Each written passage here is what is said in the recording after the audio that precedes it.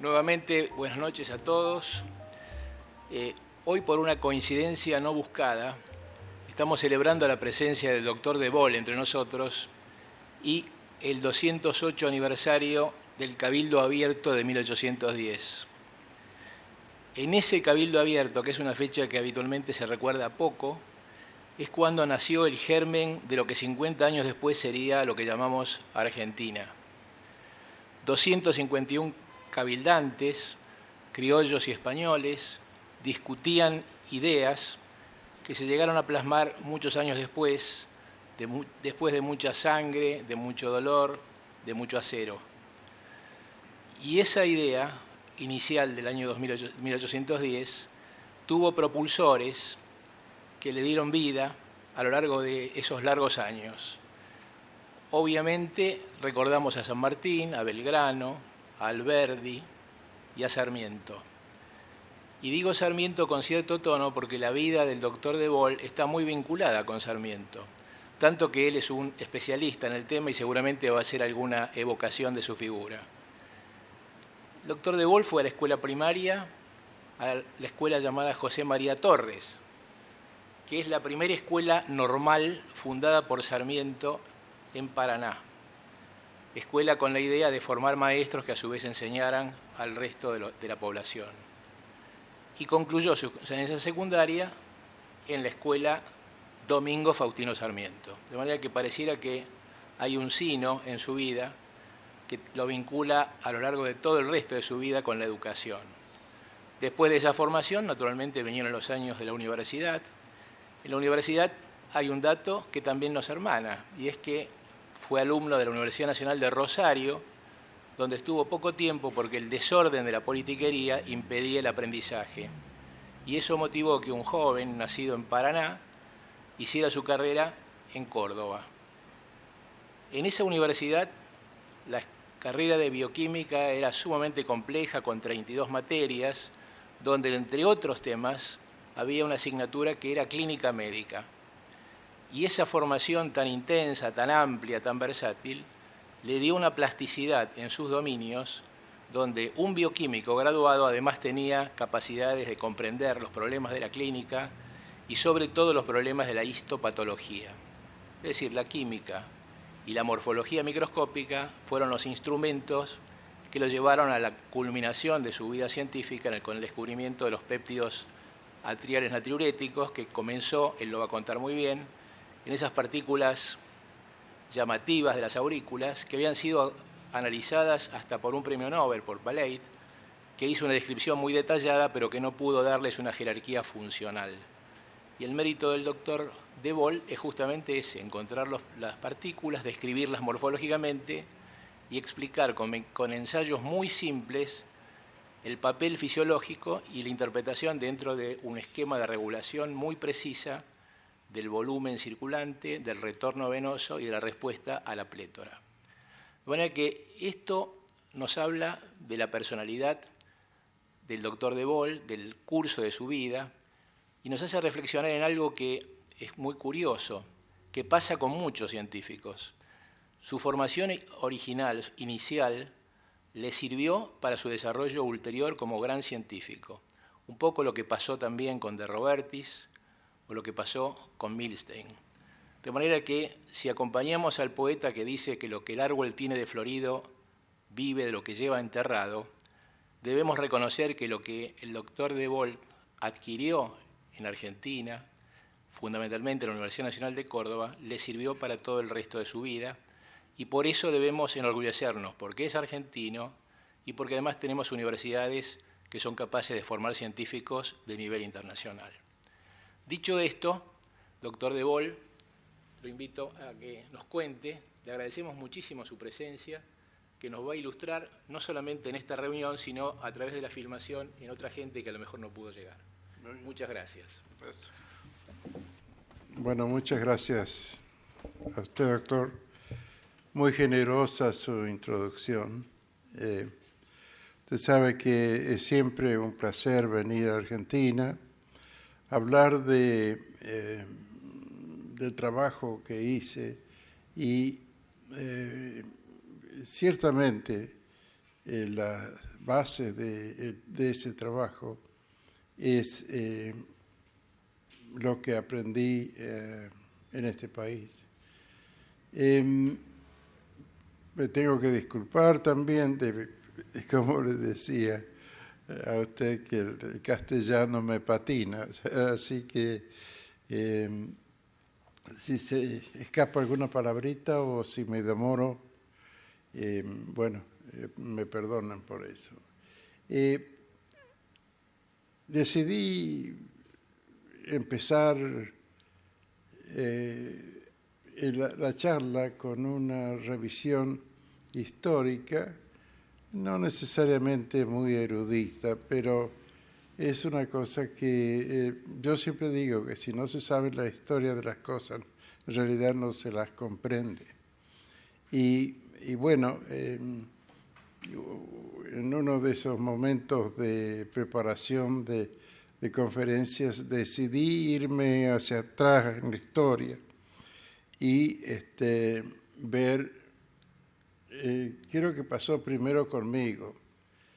Y como se dijo hace un momentito, Sarmiento es alguien que yo admiro profundamente. No hay nada de política en esto. Déjenme decirle que yo he leído muy poco de la literatura general.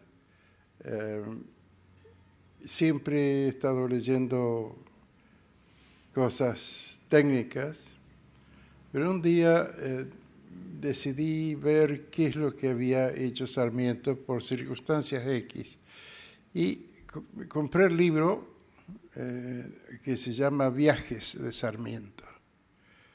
Y lo leí en parte, tengo que confesar, leí sobre todo lo que hizo Sarmiento cuando llegó a Nueva Inglaterra.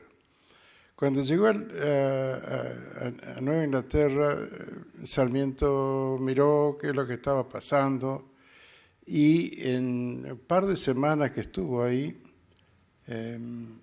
describió el sistema americano entendió y después describió el sistema norteamericano de educación y sobre todo entendió el método que tenían estos sí que eran yanquis. El yanqui es el descendiente de los americanos de los 5 estados originales de los Estados Unidos. Esos son yanquis. Los de Texas, los de California, esos no son yanquis. En fin, Sarmiento es increíble cómo él entendió que lo que estaban haciendo los americanos desde el punto de vista educación. Y no estoy viendo, perdónenme, pero no veo muy bien el texto de acá. Quizás me tenga que mover un poquito.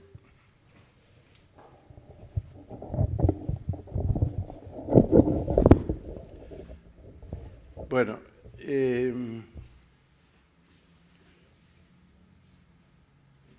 Sarmiento, repito, le gustó el sistema, no solamente lo entendió, lo describió después de estudiarlo por no sé si fue un par de semanas, pero lo que a mí me había costado más de 40 años entender, Sarmiento lo descubrió en unas pocas semanas. Eso me impresionó mucho y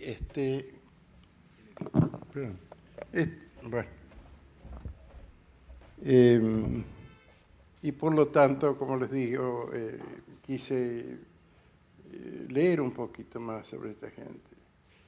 Él se conecta ahí en Boston con un individuo de nombre George Stearns, este individuo aquí, que es el Sarmiento de los Estados Unidos, un gran educador. Entre los dos decidieron que iban a traer maestras de allá para empezar la tarea educativa de Sarmiento, que también, como se dijo en la introducción, resultó en la fundación de la Escuela Normal de Paraná. Esto también da las bases para crear el Colegio Nacional de Paraná. Y lo más interesante de toda esta historia es que una vez desplazadas, una vez empleadas, estas mujeres que sufrieron muchísimo en el viaje, carreta, fueron por todo el país, de hecho, fueron desplazadas. Posiblemente, yo no les puedo probar esto, pero yo creo que uno de los grandes problemas fue que estas señoritas eran protestantes y había mucha gente que no le gustaba eso. Fueron desplazadas por José María Torres, que hacía el nombre de esta escuela, que era un español. En fin, es increíble lo que puede pasar en la política doctrinaria, dogmática. Por ejemplo, la mujer de George Stearns murió mientras estaba en Paraná y la iglesia no le dejó a Stearns enterrar a su mujer en el cementerio. Entonces él se tuvo que quedar toda la noche despierto para cuidar que los perros no se comieran la mujer. En fin, lo que sigue dentro de mi educación y esa base que estábamos hablando es el Instituto, ahora Facultad de Ciencias Químicas de la Universidad Nacional de Córdoba, que nos proveyó con una educación realmente extraordinaria en términos de mucho más de lo que se necesitaba para ir a hacer análisis de orina o lo que sea. En fin, esa es una de las etapas. Sigue mi estadía como practicante. Era jefe de la guardia, creo que era el título, jefe de guardia, algo así. Por lo tanto, me correspondía una habitación en el pabellón de practicantes del Hospital Nacional. Viví 2 años en el hospital, un poco menos de 2 años. Aprendí mucho y vi como en aquellos tiempos románticos los practicantes de las diferentes especialidades. Había uno que era un residente en anestesiología, que tenía la llave del candado que cerraba la cámara frigorífica donde guardaban, no los cadáveres, la carne de vaca para cocinar. Y eso nos posibilitaba a nosotros tomar prestado carne y hacer asados con los otros residentes dentro del hospital. Oh, qué tiempos aquellos. Bueno, de ahí salí, fui a Queen's University en Kingston. Fui en realidad por 1 año o 2 y terminé, estando 50 años. Queen's University es una universidad presbiteriana. Empezó con un profesor y 2 alumnos en una casucha de madera. Escocesa, 100% escocesa la universidad. Ahí hicimos, mi señor y yo, nuestros másteres y los doctorados. Y eventualmente fui ascendiendo hasta profesor titular y así es como llego a Ottawa, donde ayudé a construir esta parte del edificio del Instituto de Cardiología de Ottawa. Esto es todo investigación. Bueno, como les decía, yo creo que para entender cualquier cosa que uno quiera aprender, tiene que buscarle la historia. Y yo me enteré que Aristóteles fue el primero que realmente se concentró y en realidad desarrolla el método deductivo dentro de la investigación. Él lo que hacía es que ponía embriones de huevos a incubar y rompía un huevo por día, así mirando qué es lo que pasaba con el corazón de los pollos, ¿no? Y él creía, o su hipótesis fue, o su tesis fue que era el órgano más importante porque era el que generaba calor. Bueno, después vino Galeno de Pérgamo. ¿Quién no conoce Pérgamo? Galeno. Y la complacidad, dice que da una definición mucho más cercana a lo que es el corazón. Después viene un investigador español que dice que, en realidad dice que porque el corazón, como del corazón a los pulmones solo se dirigen dos vasos, por él uno llamado vena arteriosa, se dirige la sangre sutil para la nutrición de estos, por otra arteria venosa, los espíritus vitales cuando se contrae el corazón, como el mismo Galeno confiesa. Prodúcese, la cuestión de cuándo y por qué sitio se arrojan los excrementos fuliginosos desde el ventrículo izquierdo del corazón a los pulmones.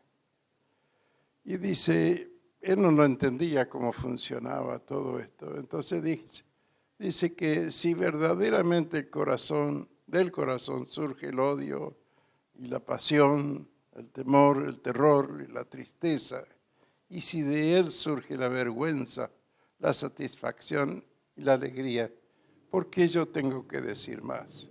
Es decir, que según él ya estaba todo dicho sobre el corazón, muy español. En realidad, él estaba haciendo lo mismo que la zorra en la fábula de Esopo, ¿no es cierto? Él no podía entender qué es lo que pasaba. Y entonces dijo que, bueno, las uvas no estaban maduras cuando no pudo alcanzar las uvas.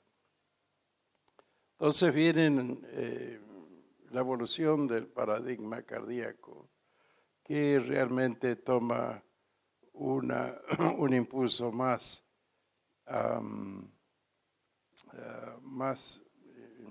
técnico, como ustedes saben, con William Harvey, y establece las bases mecánicas del paradigma funcional cardíaco. Y es decir, que el corazón es una bomba de sangre, pero no cuestiona su rol en la vida emocional. Por supuesto, no tenía nada que ver. Sigue Starling, que Starling es un problema para los italianos, porque dice que en realidad el que descubrió la ley de Starling fue Leggi di Maestrin, que descubrió eso. Yo creo que fue un descubrimiento simultáneo. Entonces, como ustedes bien saben, la cantidad de sangre que es expulsada por el corazón, dice la ley, aumenta en respuesta a su mayor volumen de sangre que llegue al corazón. Entonces, él establece como bomba que el corazón tiene una propiedad de retroalimentación inteligente. Y después viene lo que tomó bastante trabajo de varios investigadores que contribuyen a la evolución del paradigma cardíaco, estableciendo las bases anatómicas del sistema eléctrico del corazón. No me voy a demorar en esto. Y finalmente viene la evolución del paradigma cardíaco desde el punto de vista biomolecular, donde estos individuos establecen las bases moleculares del paradigma funcional cardíaco como bomba de sangre, desarrollando el concepto de deslizamiento de la miofibrilla y estableciendo la idea de motores moleculares. Esto fue en el año 1954. Entonces, si uno quiere hacer un sumario de esto, se puede decir que hasta mediados de la década del 50 se considera que la función del corazón tiene como base 3 propiedades básicas del protoplasma o de la célula, que es excitación, conducción y contracción. Y con eso se manejan los cardiólogos para explicar todo lo que hay que explicar con respecto a la fisiología y patofisiología del corazón. El arribo del microscopio electrónico sugiere que existe otra función que es también intrínseca de la célula, que es la secreción. Si uno compara una fotografía de un cardiomiocito ventricular a nivel de microscopía electrónica, uno ve lo típico que es un núcleo, típicamente un núcleo, mitocondrias, miofibrillas, etc. Una típica célula muscular. Todos estos individuos que he puesto acá contribuyen a describir este fenómeno que en el cardiomiocito atrial no solamente tenemos las miofibrillas, las mitocondrias, etc., sino una serie de organelas que son de almacenamiento. Ya se les conocía que existían otras células que producían hormonas polipeptídicas. Y ahí tienen muchos de estos gránulos que se llamaban gránulos específicos, su gran aparato de Golgi, etc. Esta es una ampliación de la. Entonces llega el momento en que en nuestras investigaciones nos ponemos a ver qué es lo que pasa cuando se hacen diferentes maniobras experimentales en ratas. Una de las un set de maniobras,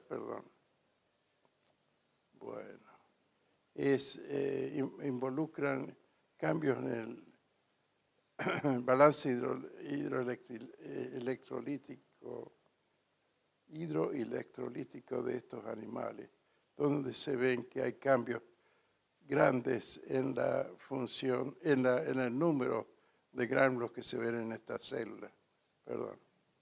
Entonces, esto y una serie de investigaciones citoquímicas, histoquímicas, nos hacen decir que los gránulos, estos específicos atriales que les presenté recién, contienen un polipéptido básico, etcétera, etcétera. Así es que estos gránulos se ven que comparten propiedades citoquímicas que son comunes a gránulos de almacenamiento de hormonas polipéptidas. Entonces, la hipótesis que se desarrolla es que la hormona contenida en los gránulos específicos, nosotros no sabíamos en realidad que era una hormona, está relacionado con el balance hidroelectrolítico, ya que maniobras experimentales que alteran este balance también alteran el número de gránulos. Las formas más fáciles de controlar el balance y esto es donde pegamos el salto a lo desconocido, es a través del riñón y por lo tanto el blanco de la hipotética hormona contenida de los gránulos atriales serían los riñones. Como diría la doctora Adler, de bioquímica, si solamente un argentino puede pensar así. Entonces, ¿qué hicimos? Hicimos extractos de músculo atrial, muy simple, y extractos de músculo ventricular. Lo inyectamos y vemos que el músculo, los extractos de músculo atrial hace esa tremenda diuresis, natriuresis, muy poco caliuresis. En fin, hay un efecto hipotensor, hay un efecto de incremento de hematocrito.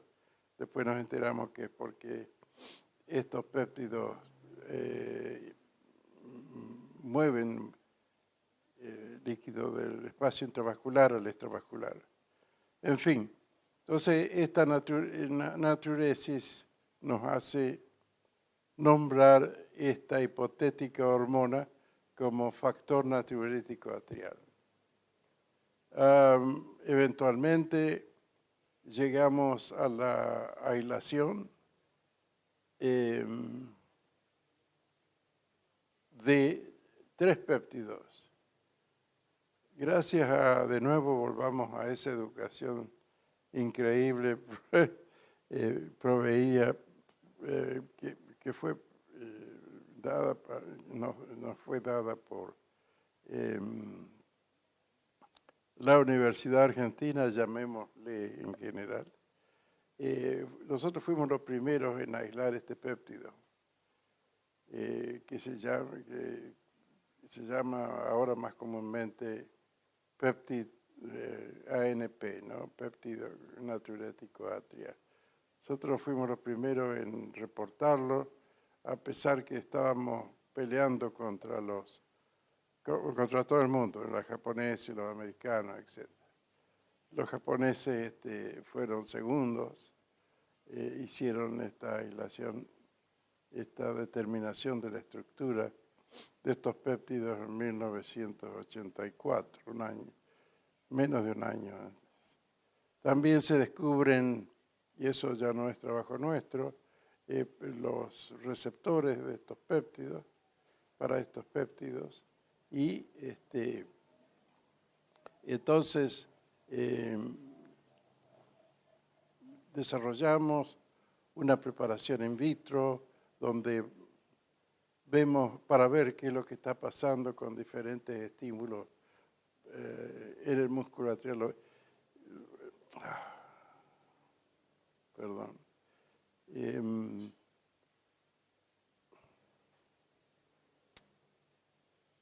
Vamos a ver si podemos hacer esto. Entonces, esencialmente es perfusión de un atrio, colectamos fracciones y medimos, en este caso, el péptido la secreción de péptido natriurético y en el perfusato. Bueno, lo que vemos es que estamos hablando ahora de 2 péptidos, uno que es el FNA o el ANP, como le quieran llamar, y el otro péptido que fue descubierto por los japoneses, que se secretan junto con los junto con el FNA. Vemos que estiramiento del músculo atrial produce un incremento en la secreción sobre la base de secreción de estos atrios. Endotelina produce este efecto, son hormonas en realidad, no solamente endotelina, sino otras que señalan a través de receptores tipo GQ, entonces un efecto más prolongado, y exactamente lo mismo pasa con el BNP. La razón por la cual pasa lo mismo es porque estos dos péptidos están contenidos en el mismo gránulo secretorio. Entonces, ya estábamos en condiciones de decir que el corazón posee una función endocrina intrínseca que es mediada por las hormonas polipéptidas ANF y BNP. Estas hormonas contrarrestan el efecto de sistemas que pueden incrementar el volumen extracelular, el tono de células de músculo liso y el crecimiento cardiovascular. Por supuesto, no tengo tiempo de mostrarle todas las pruebas para esto, pero en fin, esto es el paradigma que teníamos, al que llegamos. Y desde el punto de vista hemodinámico, la forma más fácil de explicar todo esto de cambios en la cantidad y calidad del fluido extracelular es que la función endocrina del corazón es un mecanismo de regulación de precarga y postcarga. Bastante simplificado esto. Pero entonces, experimentos ahora ya por cientos de laboratorios en todo el mundo demuestran que hay muchos más efectos de estos péptidos de lo que nosotros encontramos. No solamente en el sistema cardiovascular, sino en términos de proliferación celular, sistema nervioso, acciones en varios receptores, quimioreceptores, y mucho más recientemente efectos en lípidos, movilización, lipólisis, etc. Ese es otro campo completamente diferente que se está desarrollando. Bueno, cuando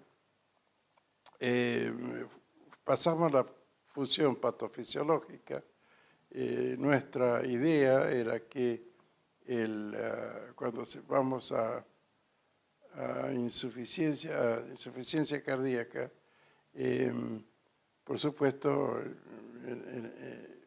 en este caso en particular, decrece el output cardíaco y bueno, se desarrollan una serie de cosas, esto explicado desde el punto de vista hormonal, que llevan a un incremento del volumen intravascular, que llevan a su vez a la secreción incrementada del FNA, y esto a su vez regulan estas cosas, etcétera. Digo etcétera porque cada uno de estos pasos tiene mucho que ver. El asunto es que, mucho que ver con la regulación, como ya les dije, del volumen extracelular. Estas propiedades de los péptidos natriuréticos, del FNA, del BNP, llevan a una serie de trabajos en donde se quieren aprovechar la propiedad farmacológica de los péptidos natriuréticos, sobre todo en el caso de insuficiencia cardíaca. Entonces, por supuesto que no les voy a contar todo, pero hay esfuerzos que se hacen para usar los péptidos natriuréticos como tal, en fin, inhibiciones de una clase o de la otra, hasta que llegamos al día de hoy, donde ya hay una comercialización para el tratamiento de insuficiencia cardíaca con, a ver si me van a ayudar para traducir, con el output preservado, ¿no? En fin, Entre esto, que aparentemente les está yendo muy bien con esto a la gente de, no recuerdo qué laboratorio están usando esto, pero está basado en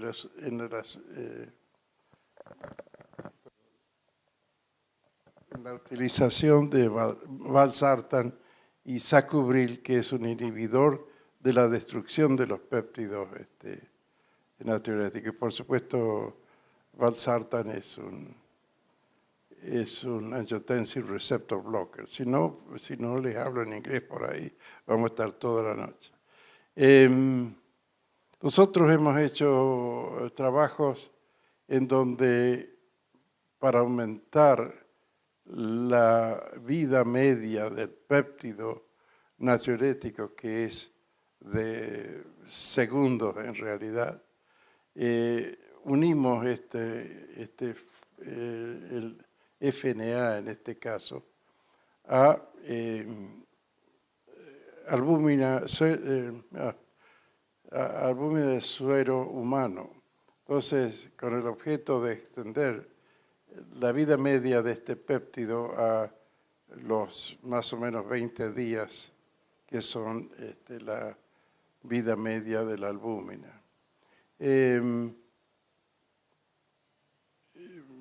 Voy a saltear esto y funciona, pero es un problema de producción el que se tiene cuando se trata de unir albúmina al péptido natriurético.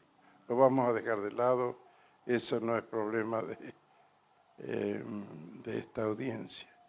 Hace muchos años ya, en 1985 creo que es, el laboratorio de John Larach demuestra que en la insuficiencia cardíaca congestiva los péptidos natriuréticos están aumentados, en este caso era FNA, y entonces esto lleva a investigaciones donde particularmente el grupo de este investigador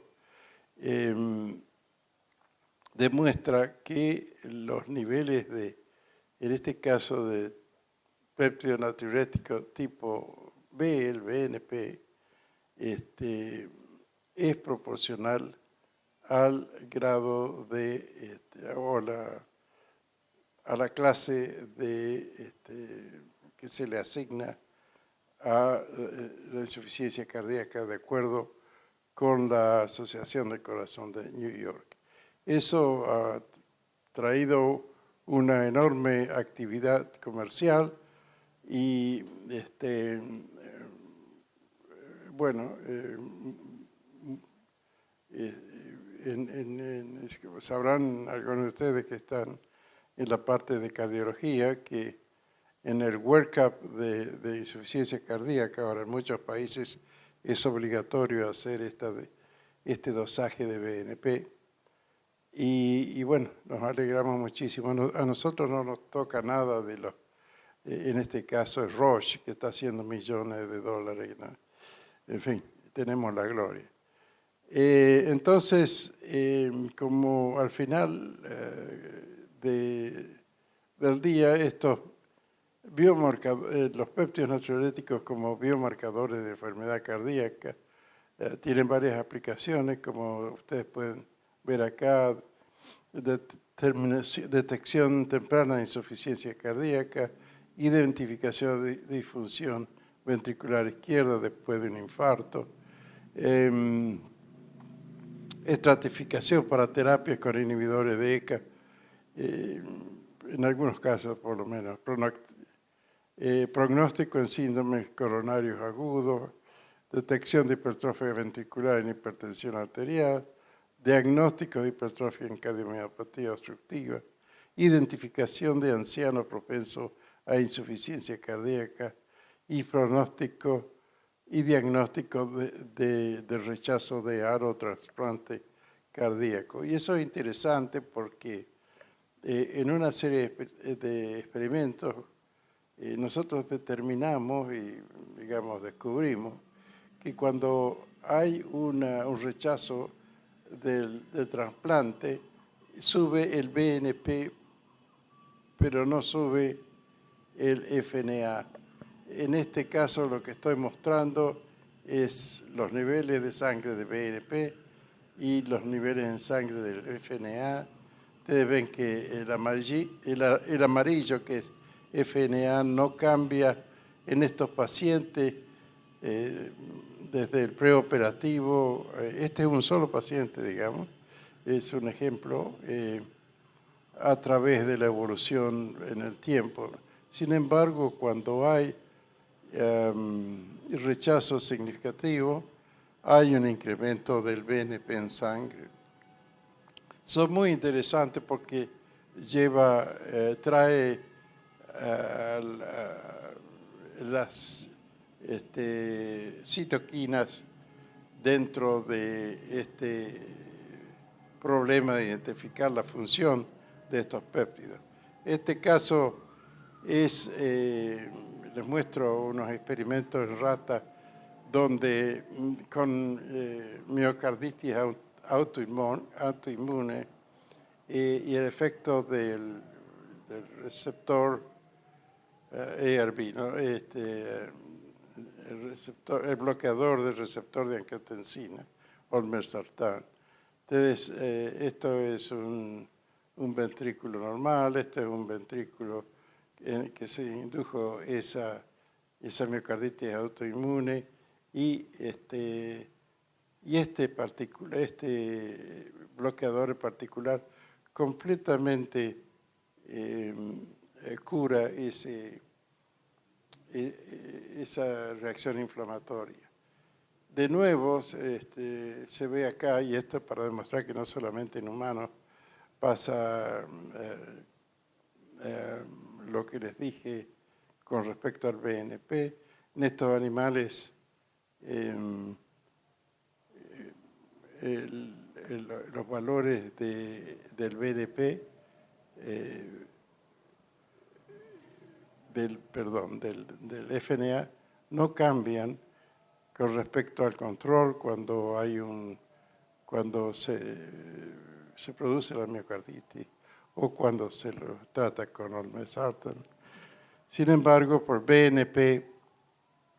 BNP, cuando existe esa miocarditis, aumenta el BNP, ¿no es cierto? No aumenta el FNA, pero sí aumenta el BNP. Cuando se corrige la miocarditis o se cura la miocarditis, vuelven los niveles a niveles normales.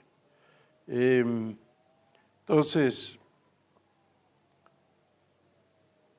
para hacer un sumario de todo eso, el descubrimiento de las hormonas cardíacas de FNA y BNP ha permitido explicar un mecanismo regulatorio del sistema renina, angiotensina, aldosterona y otros sistemas que tienden a aumentar la presión arterial, el volumen del fluido extracelular y del crecimiento cardiovascular. De esto no hemos hablado, pero en fin, eso es lo que pasa. Se descubre un nuevo grupo de receptores celulares, lo que le mostré de receptores de GMP cíclico no se lo conocía antes. Tratamiento de la insuficiencia cardíaca aguda con infusión de FNA o BNP. Esto se usa mucho en Japón. Se desarrolla un test objetivo simple y económico para el diagnóstico de insuficiencia cardíaca. Se pueden, en algunos casos, guiar la terapia para la insuficiencia cardíaca más efectivamente midiendo estos péptidos. Se desarrolla una nueva terapia usando de nuevo FNA o BNP. Perdón, no estoy viendo bien.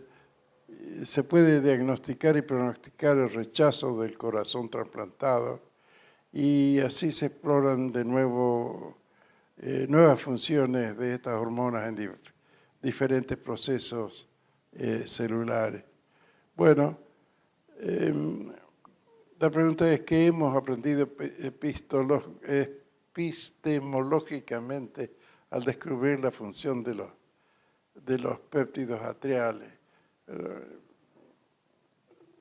Entonces reafirmamos la noción de que la naturaleza cuando aparentemente no nos presenta un resto atávico, como se creía que eran los granos atriales, en realidad no lo es.